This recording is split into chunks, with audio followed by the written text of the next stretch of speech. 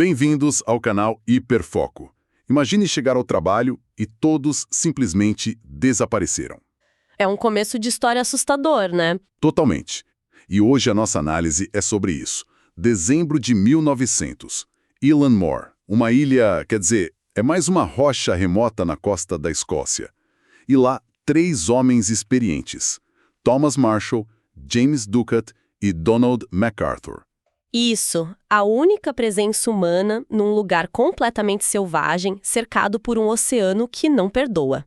O trabalho deles era manter a luz do farol acesa. E, de repente... Silêncio. Um silêncio total e inexplicável. E o primeiro sinal de que alguma coisa estava muito errada vem o dia 15 de dezembro. Um navio a vapor chamado Ort Thor passa pela ilha. O capitão nota que o farol está apagado, o que é um problema sério. Mas ele não consegue avisar ninguém na hora, né? Dato. Naquela época não tinha rádio, nada disso. Ele anota no diário de bordo e segue viagem. O alerta não chega em terra imediatamente. Então o tempo vai passando. E só no dia 26 de dezembro, 11 dias depois, é que o navio de socorro, o Hesperus, finalmente chega lá. Isso, bem no dia depois do Natal. E a cena que eles encontram é de arrepiar. O capitão James Harvey chega e já nota que não tem a bandeira de boas-vindas hasteada, o que era o normal. Nenhum sinal de vida. Nenhum. Ele só a buzina, dispara um sinalizador, nada. Só o barulho do vento e das ondas. É um silêncio ensurdecedor, sabe? Me imagino a angústia da tripulação. E aí eles decidem mandar alguém para investigar, certo? Sim. O faroleiro substituto, Joseph Moore, e ele vai sozinho. Sozinho? Cara, que tenso. Muito. Ele sobe os 160 degraus que são esculpidos na rocha. Chegando lá em cima, ele encontra o portão de entrada e a porta principal do farol, fechados. Fechados por dentro. Isso que é o detalhe crucial. Exatamente. Quando ele finalmente consegue entrar, a cena lá dentro é ainda mais esquisita. E é aí que a coisa fica... parece filme de terror. Os relógios parados, a lareira fria, há dias. As camas desfeitas como se tivessem sido deixadas de manhã, mas nada dos homens. E o detalhe mais estranho de todos, que para mim define o mistério todo. Um conjunto de capas de chuva e botas foi deixado para trás. O que não faz sentido nenhum. Nenhum. Alguém saiu para aquele tempo horrível, no meio do Atlântico Norte, sem proteção. É como se o tempo tivesse congelado e os homens tivessem sido apagados. E é a partir dessa cena que a lenda popular, aquela que todo mundo conhece, começa a se formar. Ah, sim. A versão que alimenta os pesadelos, que fala do diário de bordo encontrado lá. Exatamente. O suposto diário com as anotações aterrorizantes. E as entradas são de gelar a espinha. Dia 12 de dezembro, Marshall teria escrito sobre ventos severos como nunca vi em 20 anos. E que o Ducat estava muito quieto. E o pior, o MacArthur, que era conhecido por ser um cara durão, um brigão, chorando. Um homem daqueles chorando. Isso indicaria um pavor quase sobrenatural, né? Com certeza. No dia seguinte, a tempestade continua e os 3 estariam rezando. E aí vem a última anotação, no dia 15. Tempestade terminada, mar calmo, Deus está acima de tudo. É tão enigmático. E junto com isso vem a outra imagem famosa do mito. A refeição intocada na mesa da cozinha, com uma cadeira virada, como se eles tivessem sido interrompidos de repente. Ok, agora a gente precisa respirar fundo e separar o mito da realidade, porque é aqui que a investigação fica interessante. Essas 2 pistas, o diário e a mesa, são na verdade uma ficção completa. Espera aí. Completa. Como assim? De onde saiu essa história tão detalhada, então? Foi inventada. Uma investigação do historiador Mike Dash, que é uma das nossas fontes principais, rastreou a origem dessas anotações. Elas apareceram pela primeira vez, bem depois, provavelmente numa revista pulp americana nos anos 20. Então, puro sensacionalismo. Puro. A prova definitiva é que não houve tempestades registradas na região de Flennan nos dias 12, 13 ou 14 de dezembro. O tempo estava relativamente calmo.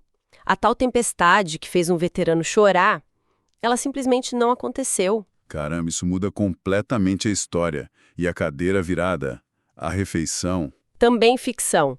Essa imagem veio de um poema de 1912, Flannan Isle, de Wilfred Wilson Gibson. É a imaginação do poeta. O relatório oficial do Joseph Moore dizia o contrário. O que ele dizia? Ele escreveu: os utensílios da cozinha estavam todos muito limpos, o que é um sinal de que eles saíram algum tempo depois do jantar. Não tinha cena de pânico na mesa. Certo. Então a lenda que a gente conhece foi construída em cima de mentiras, basicamente. Mas isso não resolve o mistério. Os homens sumiram. Se não foi um surto psicótico, o que foi? Para responder isso, a gente tem que olhar para as pistas reais, as que estavam na própria rocha. E a investigação oficial, conduzida pelo superintendente Robert Muirhead, focou nisso. Muirhead conhecia os 3 homens. Ele era um cara pragmático, focado em evidências. E o que ele encontrou no lado oeste da ilha, bom, foi inacreditável. Eu tô vendo as descrições dos danos no relatório dele. É uma destruição massiva. É uma destruição que desafia a lógica. Grades de ferro presas em concreto foram arrancadas e torcidas. E a caixa de suprimentos? Uma caixa de suprimentos guardada numa fenda na rocha a 34 metros de altura. 34 metros? É a altura de um prédio de 10 andares. Exato. Essa caixa foi esmagada e o conteúdo dela espalhado para todo lado.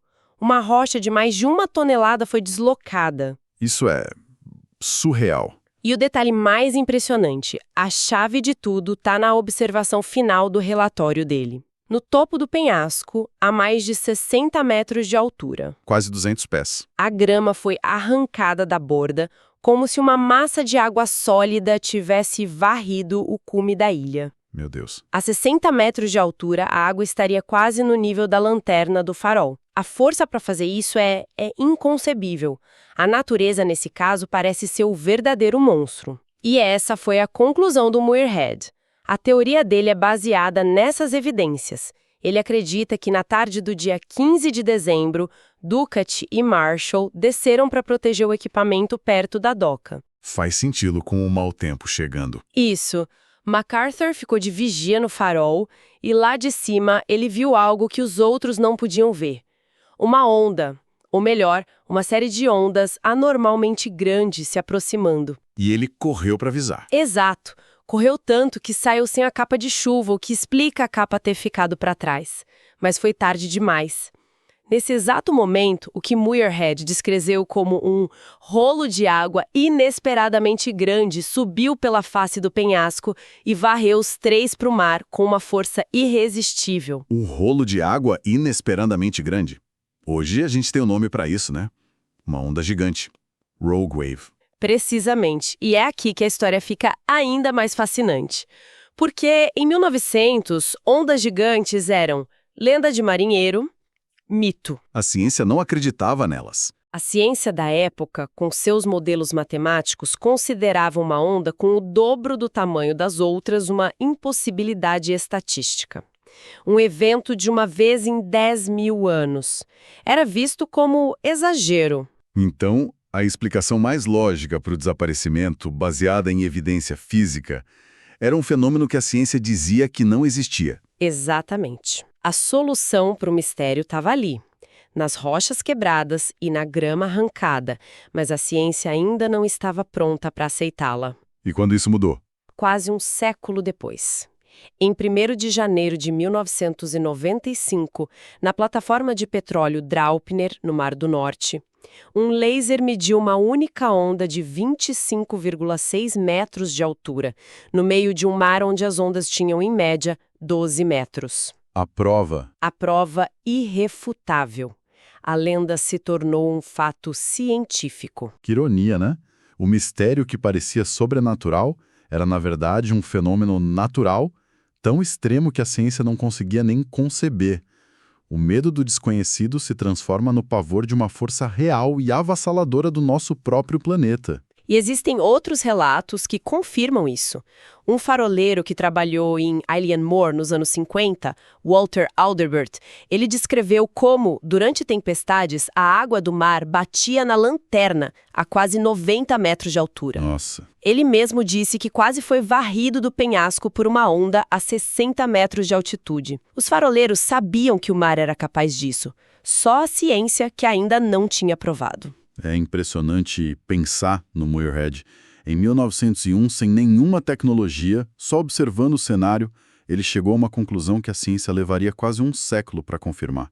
Que trabalho de investigação. Ele soube ler a evidência que a ilha estava mostrando. Assim, a gente sai de uma história de fantasmas e diários falsos e chega na imagem aterrorizante e real de uma parede de água escalando um penhasco de 60 metros. O que, de certa forma, é muito mais assustador que qualquer fantasma. Um fantasma é fantasia. Uma onda daquele tamanho é uma realidade do nosso mundo. O que nos leva a um pensamento final. O relatório do Muirhead, de 1901, não foi só a solução do mistério. Foi uma peça de análise forense visionária. Usando só a evidência física, ele descreveu com precisão um fenômeno que a ciência da época julgava impossível. Isso levanta uma questão muito importante, né? Quantos outros mistérios sem solução da história não são mistérios de verdade, mas casos em que a evidência aponta para uma verdade que a ciência ou a sociedade da época ainda não estavam prontas para aceitar? A verdade muitas vezes está escondida nos detalhes, não nas lendas. Para mais investigações que se aprofundam nos fatos, siga o nosso canal e ative as notificações. A próxima descoberta pode reescrever o que você pensa que sabe.